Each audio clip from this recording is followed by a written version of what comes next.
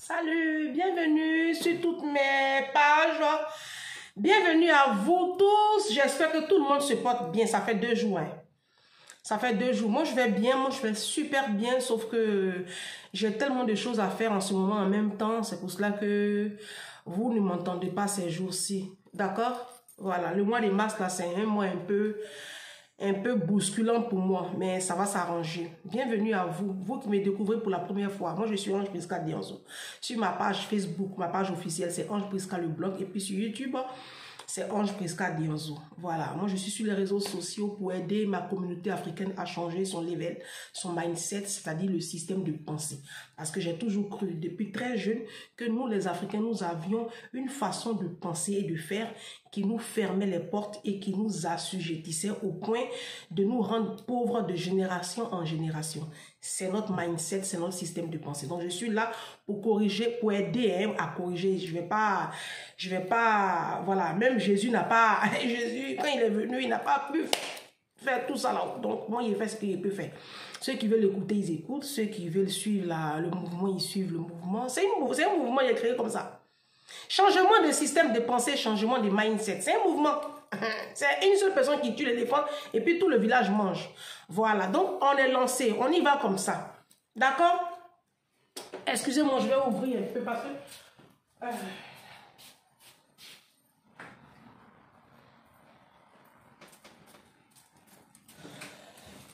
à chaque fois que je fais les vidéos là, j'oublie d'ouvrir ma baie vitrée. Après, j'ai chaud. Donc là, j'ai ouvert pour aérer un peu. C'est ça. Voilà, voilà. Donc, voilà un peu. Donc, c'est un mouvement que j'ai créé. On est lancé. D'accord? Alors, comme je le disais tantôt, moi, je vais très bien. Vous savez, ces derniers temps-là, je parle beaucoup à la femme africaine. Je parle beaucoup à la femme africaine pour dire à la femme, lève-toi, il faut te battre, il faut te construire. Parce que le mariage, ce n'est pas un terminus, ce n'est pas une fin en soi. Le mariage, ce n'est pas un trophée, ce n'est pas un refuge. Le mariage, ce n'est pas Croix-Rouge. On ne se marie pas pour fuir ses échecs ou la pauvreté de ses parents. On ne se marie pas pour vivre sa situation précaire. Non, non, non. On se marie pour accomplir quelque chose de glorieux. Voilà, le mariage est une institution divine. Donc, on ne rentre pas dans le mariage comme si on rentrait dans un moulin. D'accord? Donc, voilà, c'est ce que j'incite la femme. Donc, je développe beaucoup de thèmes sur mes vidéos. On est d'accord? J'expose les tares de la société et puis, tant bien que mal, j'essaie d'y apporter quelques solutions. D'accord? Je dis bien quelques solutions. Parce que je ne détiens pas le monopole de la science infuse. Vous savez, dans la vie, pour réussir, il ne faut pas écouter une seule personne. Il faut avoir plusieurs sources d'informations et de culture pour réussir. D'accord? Voilà. Donc, je vous invite aussi à écouter d'autres personnes qui peuvent vous apporter du bon contenu intellectuel. Moi, je suis là, pas pour vous abrutir, mais pour vous apporter du bon contenu intellectuel parce que c'est important. Voilà. Et vous savez, quand une femme se lève comme ça et se met sur les réseaux sociaux pour emmener les autres femmes à se prendre en charge et à avoir plus confiance en elles, il y a des énergumènes, des frustrés de la vie, il y a des hommes moutons qui vont venir déverser leur manque d'éducation et leur frustration sous les postes des gens. Il y a un dernièrement qui l'a fait. Il s'appelle Fofana Youlou. Je vais vous lire ce qu'il a écrit. Il a écrit, toi, tu es une diablesse. Tu es la diablesse en personne. Ton mot diapro max du n'importe quoi. Il s'appelle Fofana Youlou. C'est un homme d'un certain âge. Il doit avoir 56 ans. Quand j'ai vu son profil Facebook, il doit avoir 56 ans, 57 ans. C'est les pauvres là, voilà, c'est les misérables là. Vous savez, quand tu vois un tel langage, tu peux t'imaginer tout de suite où est-ce qu'il habite. C'est les gens qui habitent dans les quartiers précaires là. Et pour l'eau de caca passe là, où il y a l'eau sale qui passe devant la porte là. C'est des gens qui habitent les cours communes là. C'est un. Si. Parce que un homme distingué, un gentleman, un homme, il ne parle pas comme ça à une femme. Voilà, tu peux ne pas être d'accord avec ce que je développe sur mes posts, mais quand tu viens faire un commentaire, tu le fais dans le respect parce que tu es un homme de valeur. C'est comme ça qu'on reconnaît des hommes qui n'ont pas de valeur. Ceux-là aussi sont femmes. Il y a des femmes aussi qui prennent ceux-là pour dire son mari. Bon, Après celui-là, il y a une femme blanche qui m'inspire cette vidéo. Quand je reçois comme ça ce genre de critiques là, ce genre de personnes qui m'insultent, quand je reçois ce genre de trucs là, je dis, ah Ange, je suis sur la bonne voie. Parce que quand tu fais quelque chose et puis on ne critique pas là, c'est pas bon, hein? C'est pas bon signe. On ne lapide que le fruit qui est mûr. Vous avez déjà vu quelqu'un qui va se lever là pour lapider mangue verte. Pourquoi? Quand on commence à t'attaquer là, ça veut dire qu'il y a quelque chose. Donc, je suis sur la bonne voie. Je vais continuer à aider ma communauté, ces femmes-là qui veulent m'écouter, qui veulent changer leur système de pensée, et puis qui veulent avoir de la vision, et puis reprendre leur vie en main. Je vais vous aider à ça. Vous qui m'appelez, qui m'expliquez votre situation, continuez de le faire. Je ne vous demanderai jamais un centime. Moi, je ne suis pas coach. Voilà. Mais, grâce à Dieu, je peux vous aider aussi. D'accord? Vous savez, souvent là, conseil là, ça sauve, hein? Ça sauve. Il y a les grands hommes de ce monde-là, les grands chefs d'État, ils ont des conseillers, ils ont des personnes qui payent, on les appelle des conseillers spéciaux, pour leur donner conseil. Eux, ils sont payés pour donner conseil. Vous n'avez pas besoin de me payer. Je ne suis pas sur Facebook, sur YouTube pour être payé, parce que je ne suis pas coach, ce n'est pas mon travail en fait. D'accord? Mais si vous pensez que je peux vous apporter du contenu, une certaine aide, vous pouvez rentrer en inbox avec moi, ça ne me dérange pas tant que ça. Je vous réponds. Après, si je ne vous réponds pas, réessayez parce que c'est souvent que je n'ai pas le temps, c'est tout. Mais voilà un peu, voilà. Donc, ce monsieur-là, un papa comme ça, un vieux monsieur, vous le voyez, son visage même, sans éducation, sans aucune manière, il parle comme un voyou. Ça, c'est les anciens petits braqueurs, là.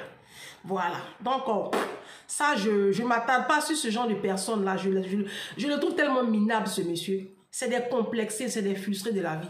Ils aiment, ça dit que ils n'aiment pas voir des femmes épanouies. Il y a des hommes qui ne veulent pas voir la femme africaine épanouie. Ils veulent toujours avoir des femmes moutons. Ils veulent avoir des femmes qui vont toujours manipuler, dominer, assujettir.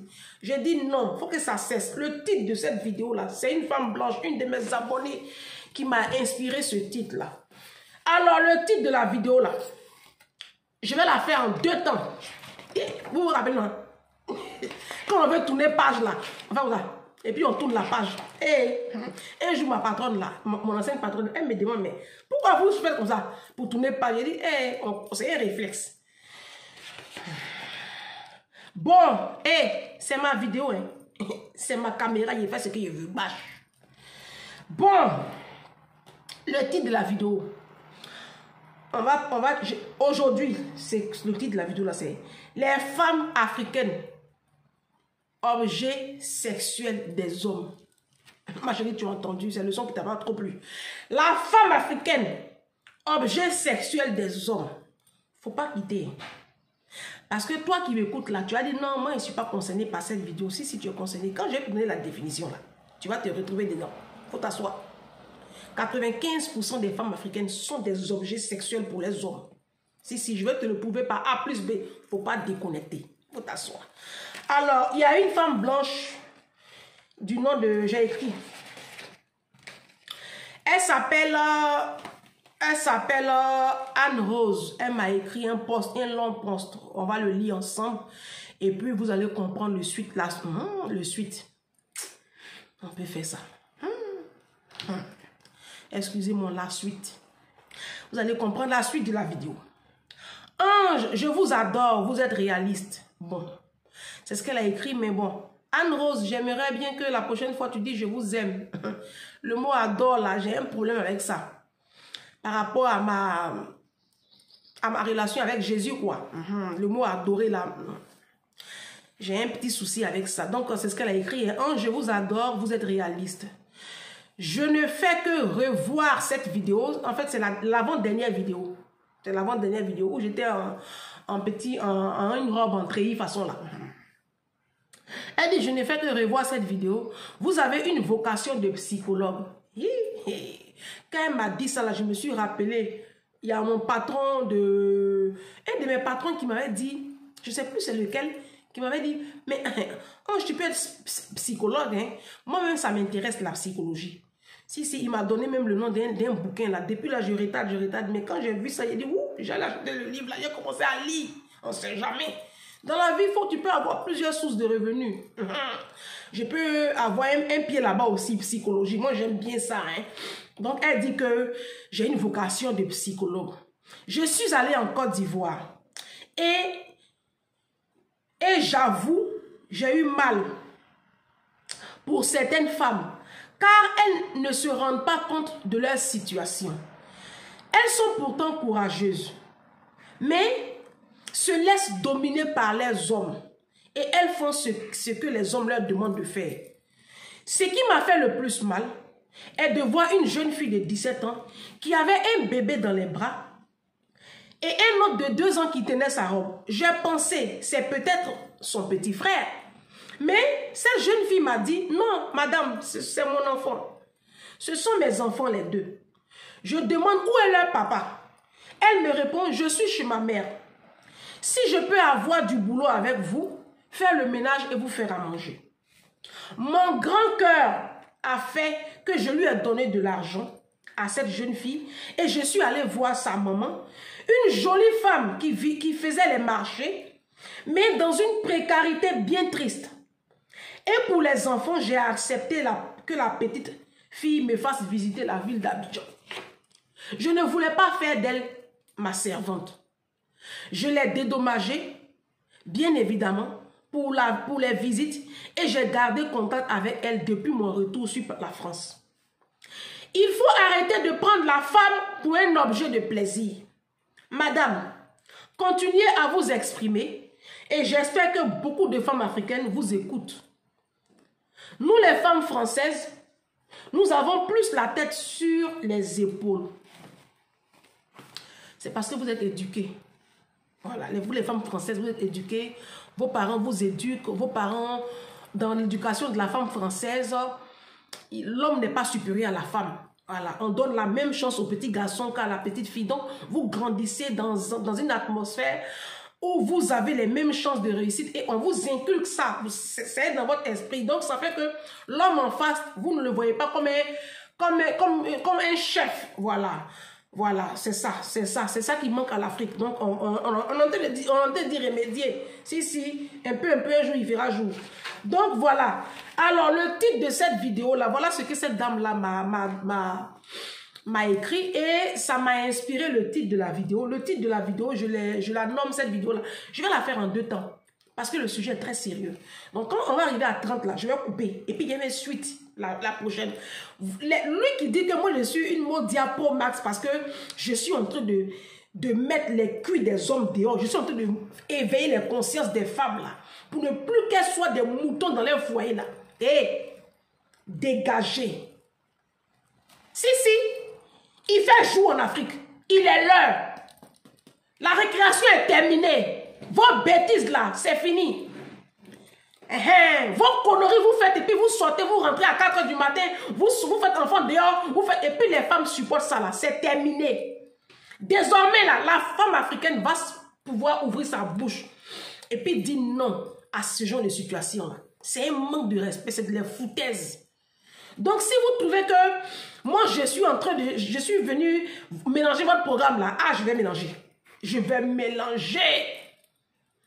Je vais mettre une pause même sur tous les autres sujets là. Et puis ces temps-ci là, j'ai dit que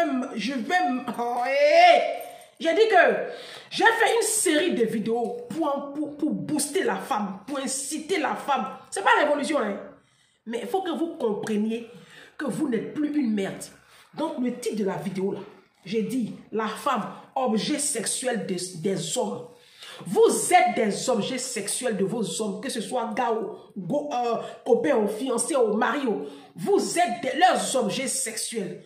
Maintenant, d'aucuns me diraient, moi je ne suis pas objet sexuel d'un homme. Parce que quand on parle d'objet sexuel, tout de suite, toi tu vois quoi? Tu vois God et Michel, non? Mais tu vois, non, faut pas t'inquiéter.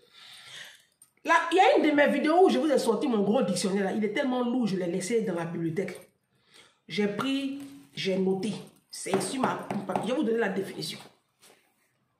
On va définir ce que c'est qu'un objet sexuel. D'accord? Et puis, je vais vous expliquer. Tu vas te retrouver dedans. Un objet sexuel, c'est le fait de considérer une personne comme un simple objet permettant d'assouvir des pulsions ou des besoins sexuels. D'en faire une chose. Un objet sexuel, c'est quelque chose qui n'a pas de vie, qui est inerte et donc qui n'a pas de volonté. Alors, ça c'est la définition de objet sexuel que je vous ai donné. Il y a des gens qui vont dire que elles ne sont pas objets sexuels. Je vais vous donner une définition. Je vais vous expliquer. Quand je dis que la femme est l'objet sexuel de son homme, c'est vrai. Parce que comment comprendre que toi, une femme, tu es peut-être malade, tu ne te sens pas bien, tu es très mal en point, soit physiquement, soit émotionnellement. Ton mari, l'homme, ton conjoint, l'homme qui partage ta vie, il constate ton état. Il ne s'en préoccupe pas, hein. Lui, il s'en va prendre sa douche, il se sape et puis il sort pour rentrer à 4 h du matin. Il te laisse comme ça. Comment toi tu expliques ça? Quand il fait ça, quand il revient, quand tu es bien portant, il va coucher avec toi. Comment tu expliques que tu sois enceinte? Dès que tu prends une grossesse que tu n'es plus trop bien, c'est fini. L'homme, il te laisse, il te dépose. Et puis il est derrière, il est dehors, avec d'autres femmes. Pourquoi? Parce que tu es son objet sexuel. Il ne voit pas en toi une épouse. Tu es un objet pour assouvir ses pulsions sexuelles. C'est pour cela que je dis que la femme est un objet sexuel. Parce qu'un homme, normalement tu es sa femme. Tu es sa femme. Tu n'es pas un objet qu'on dépose. Il y a des femmes, elles sont là souvent, et j'entends même souvent dire, il y a des hommes, je les entends dire, je vais l'étudier, cette femme-là, je vais l'étudier avant de l'épouser, je vais l'étudier. Je vais l'étudier. Et tu es dans la maison pendant des années, il t'étudie. Tu es un objet. Tu es un objet. Il fait de toi ce qu'il veut. C'est-à-dire qu'il te dépose quand il veut, il te récupère quand il veut. Tu comprends? Ça dit que ce que tu vis, ça ne l'intéresse pas. Je vais prendre souvent un exemple même très pratique. Souvent, vous vivez avec des hommes qui ont des projets que vous ignorez. Dans ton dos, il achète un terrain, il fait construire le terrain, il fait des investissements sans ton accord et puis sans que tu ne le saches. Parce qu'il te considère comme un objet sexuel. Tu es là, dans sa maison. Quand lui, il a envie de faire l'amour à 5 h du matin ou à minuit pour assouvir ses besoins sexuels, c'est là qu'il te connaît. Mais en aucun cas, tu ne fais partie de son plan. Quand il a ses plans sérieux, quand il a ses problèmes, ces trucs sérieux là, il ne t'en fait pas cas. Parce qu'il ne te considère pas comme une personne, comme sa moitié, mais plutôt comme un objet sexuel. C'est pour cela que je dis que les femmes sont les objets sexuels de leur conjoint. On est d'accord? Très bien. On va aller point par point. Ne vous pressez pas. On va se comprendre. On va se comprendre. Je vais vous dire une chose. Vous savez,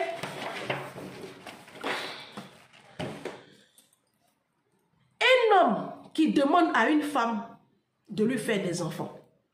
Quand un homme te demande, ah, faut me faire des enfants, ça ne veut pas dire qu'il est amoureux de toi. Hein. Ça veut tout simplement dire qu'il a besoin que tu lui fasses des enfants. Le fait qu'un homme te commande des enfants n'est pas un signe de son amour pour toi. Ça, c'est l'erreur souvent que vous, les femmes africaines, vous faites. Ça, c'est un premier point. Le fait qu'un homme, à 4 h du matin, son zizi se lève, parce qu'il est couché à côté de toi, ça ne fait pas, ça ne veut pas dire qu'il t'aime. C'est un réflexe naturel chez les hommes. C'est le contraire qui doit t'inquiéter. Sinon, c'est un réflexe naturel. D'accord? Les hommes, là, ils vont voir les prostituées, là, ils ne sont pas forcément amoureux des prostituées, là. L'homme n'a pas besoin d'être amoureux pour avoir des rapports sexuels avec une femme. D'accord? Il te voit juste comme une personne. Tu es là, tu es un objet, tu lui permets d'assouvir ses pulsions sexuelles. C'est tout. C'est tout. Tu n'es pas son épouse. Parce que il ne te... Vous savez, je vais vous donner un secret sur ma chaîne là. Et puis retenez ça très bien. Nous sommes à la minute 19:45. D'accord? Retiens ça. Il y a 3 manifestations de l'amour. Il faut écrire. Prends ton stylo, tu vas écrire. Vous qui trouvez que vous n'êtes pas des objets sexuels pour vos hommes là, je vais vous prouver par A plus B que vos hommes ne vous considèrent pas comme leurs épouses. Il y a 3 manifestations de l'amour. C'est-à-dire qu'il y a 3 choses que vous devez avoir en main. D'accord? Pour penser que vous êtes dans une vie de couple. Il y a 3. La première chose, c'est la douceur. La deuxième chose, c'est la bienveillance. Et la troisième chose, c'est le respect, qui implique la fidélité. Voici les 3 langages de l'amour. La douceur, la bienveillance et le respect. Un homme qui t'aime, c'est un homme qui est doux avec toi. Et donc, ça élimine le mal parlé et puis les coups. Un homme qui t'aime, un homme qui est amoureux de toi, il ne peut pas te taper, il ne peut pas te parler mal. Il est doux avec toi. D'accord? Même quand il veut te faire des remontrances ou quand il veut te faire un reproche, il choisit ses mots. Il te parle avec beaucoup de douceur, beaucoup d'égard. Ça, c'est un homme qui t'aime. Un homme qui t'aime, il y a le deuxième truc, c'est la bienveillance. Pour ceux qui ne comprennent pas le français, alors la bienveillance, c'est cette attitude-là que tu as de te soucier des intérêts de l'autre. C'est cette attitude-là que tu as de toujours penser à ton partenaire avant tes propres intérêts. Il y a un tonton à Korogo quand j'étais très jeune. Quand sa femme a pris sa première grossesse, ça n'allait pas. Elle était malade toute la grossesse. Elle est restée couchée 9 mois. Et puis il regarde sa femme, puis ça lui fait mal. Bon, dans l'entendement des Africains, il faut avoir plusieurs enfants. 2 ans après, elle prend une autre grossesse.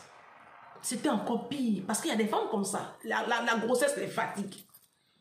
Quand elle a accouché, elle a fait 2 filles. Il dit, je ne veux plus que ma femme prenne une grossesse. Il a dit à sa femme, je ne veux plus que tu prennes une grossesse. Je ne veux plus. Elle dit, mais tu dis que tu veux un garçon. Il dit, je dis, je ne veux plus. Oublie garçon, là, on s'en fout des garçons. Oublie. Tu as vu ton état quand tu es enceinte? Mais tu me fais trop pitié. Hein? Tu as encore supporté encore 9 mois de grossesse. Non, 2 filles là, c'est bon. Tu m'as béni, c'est bon. Et sa femme dit, ah, tu es sûr? Il dit, bébé, je dis, je ne veux plus. Ils sont allés à l'hôpital, il a attaché le trompe de sa femme. Elle a pris toutes les mesures. Il a dit au médecin, je ne veux plus que ma femme tombe enceinte. Elle a mis stérilé, elle a fait, elle a tout mis. Parce qu'il ne supportait pas de voir sa femme toujours en train de vomir, cracher. Elle est malade toute la grossesse. Ça, c'est un homme qui t'aime, c'est de la bienveillance. Tu vois? Il fait passer l'intérêt de sa femme devant lui, ses envies à lui. Il aurait voulu avoir 3-4 enfants. Il aurait voulu avoir notamment un garçon. Mais à chaque fois que sa femme prend une grossesse, il la sent souffrir. Elle a fait 2 grossesses, il ne veut plus l'avoir dans un tel état. Il lui a dit non, ça suffit. On va se contenter des 2 filles là. On est déjà béni même d'avoir déjà 2 enfants. C'est comme ça qu'il a parlé à sa femme. Là, je vous parle d'une... Nous sommes dans les années 98-99. Voici un homme qui est bienveillant. Voici un homme qui se soucie de sa femme. Un homme bienveillant, c'est un homme qui aime voir sa femme sourire. Il sait que sa femme, ce qui lui fait plaisir, c'est les cadeaux. Il sait que sa femme aime les beaux sacs à main. Il sait que sa femme aime les restaurants. Il sait que sa femme va aimer s'ils vont à la mer, s'ils s'organisent. Un homme bienveillant, c'est un homme qui est tout le temps prêt pour ses enfants. Parce que, vous savez, les moments, elle est à la fête de l'enfant. Donc souvent, l'homme, il se rabat sur l'enfant pour susciter de la joie dans le cœur de sa femme, de sa conjointe. Ça, c'est un homme bienveillant. Ton mari, il est comme ça. Un homme bienveillant, il voit sa femme, elle a règle douloureuse, elle est couchée dans la chambre, elle fait règle douloureuse. Et puis, en même temps, qu'il y a règle douloureuse, les enfants sont là. Il fait soin, il faut les doucher, il faut les nourrir. Le lendemain, il y a école. La cuisine est remplie d'assiettes sales, tout est pourri là-bas. Un homme qui est bienveillant, il est devant le football là, il voit que sa femme est en train de gémir là-bas. Il va rentrer. Chérie, tu as pris un remontant. Tu veux que j'appelle le médecin? Bon, ok, repose-toi, je gère. Et puis il arrête la télévision, là. Il éteint. Et puis il prend les enfants, il va les doucher, il les met en pyjama. Il les fait à manger. Il lave la cuisine, il nettoie tout. Les vieilles qui étaient remplies de vaisselle, là, il lave tout. Il finit de cuisiner, il lave la plaque de cuisson. Les de cuisson, là, il nettoie tout. Ils ont 10 doigts, ils savent faire ça. Ils font exprès, ils savent faire. Il nettoie tout, il passe la serpillère propre. Parce qu'il sait que sa femme aime la propreté. Donc, il nettoie tout propre. Et puis après, quand les enfants finissent de manger, il a lié une histoire, il couche les enfants. Il sait qu'en faisant ça, sa femme ne va pas, avec cette douleur-là, venir encore se colmater toutes ces tâches ménagères-là. Donc, il soulage sa femme. Ça, c'est de la bienveillance. Ton mari fait ça. Ces questions que je pose, c'est pas par là. Ton mari fait ça. Il dit, vous êtes objet sexuel. Vous dites non.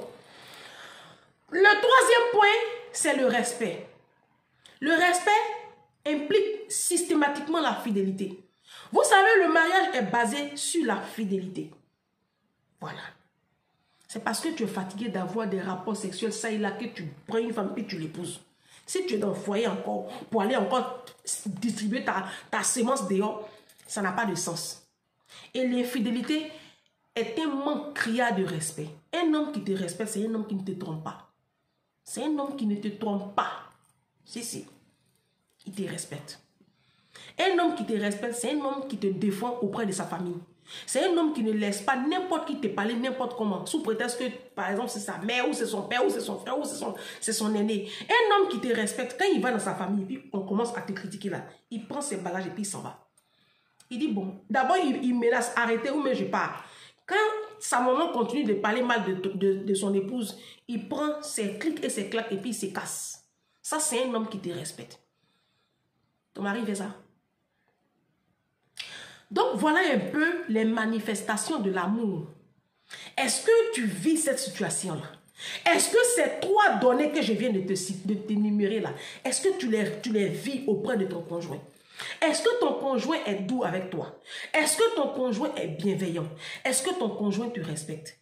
Si ce n'est pas le cas, tu dois revoir. Vous devez vous asseoir et puis revoir tout. D'accord? Je vais vous dire, pour finir cette première partie-là, parce que la deuxième partie va continuer après. Le lendemain, vous aurez la suite. Ou, de toute façon, vous m'avez vu habillé là. Quand je coupe là, la suite continue. Si. Ça, on va s'arrêter à 30 minutes et puis la suite va continuer. Je vous dis une chose, que vous le vouliez ou non. Le pouvoir économique, ça dit que quand tu as de l'argent, ça force le respect.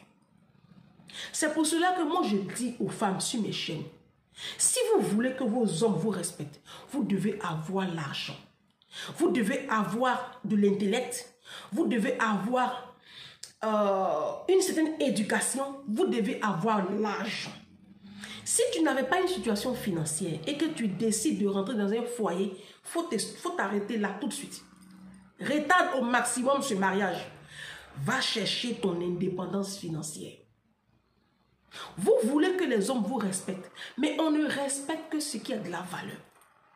On ne peut pas respecter quelque chose qui n'a pas de valeur. Vous voyez, nous les femmes comme ça, là, quand on fait notre ménage là, on a des petits t-shirts qu'on porte, ou s'il y a eau de javel là, il n'y a pas de problème. D'accord? Et puis quand on veut sortir, on a notre tenue de sortie. Chaussures, tu as acheté à 150 €, et puis chaussures, tu as acheté au marché à 15 € là. Tu ne traites pas les deux chaussures pareillement. C'est pareil pour les hommes. Un homme qui ne s'est pas fatigué même pour t'avoir. Ses parents ne savent même pas que tu es sous son toit. Hein? Quand vous êtes connus là, la même nuit ou même 2-3 soirs après, tu étais dans son lit. Hein? Bon. Tu es dans la maison, ça veut dire que tu ne vaux absolument rien. Tu es tout le temps sur ton téléphone, tu es tout le temps devant la télévision. Tu n'as pas de valeur, ma chérie. Quand tu ouvres ta bouche même, tu ne sais même pas t'exprimer correctement. Tu ne peux même pas lui apporter, tu n'as même pas de soutien intellectuel, encore moins financier. Ma chérie, tu n'as pas de valeur. Cet homme-là, il ne peut jamais te respecter. On ne respecte que ce qui a de la valeur. Et la femme, une femme, elle ne vaut que par la valeur qu'elle suscite, par l'intérêt qu'elle suscite. Tu suscites quel intérêt dans la vie de cet homme-là? Tu ne peux pas, tu ne pèses rien dans la balance. Parce que toi, tu es dans le foyer, tu penses que ton mariage, là, il se définit à faire à manger, faire le ménage, faire les enfants. Mais ça, ce sont des postes qui n'ont aucune valeur. C'est pour cela que ton mari ne peut pas te respecter. Donc, je disais que dans cette vidéo-là, la femme africaine, elle est objet sexuel des hommes. La suite de la vidéo, je vais maintenant dire que la femme, le prochain titre c'est la femme, elle préfère le statut que sa propre vie. C'est-à-dire la vie. Le statut c'est ça, vos bagues là, voilà. Vous préférez avoir un statut que d'avoir une vie épanouie. Vous vous en foutez, pourvu que vous ayez une bague au doigt. C'est l'objet de la prochaine vidéo. Je ne change pas de position, hein. Je coupe et puis j'enregistre la suite. On s'est dit à tout de suite. À bientôt. Parce que ça, vous l'aurez aujourd'hui. Et puis la suite, vous l'aurez demain. Restez connectés. Ne bougez pas. Hein. Moi, mais ne bouge pas. Quand il coupe là, je mets la suite.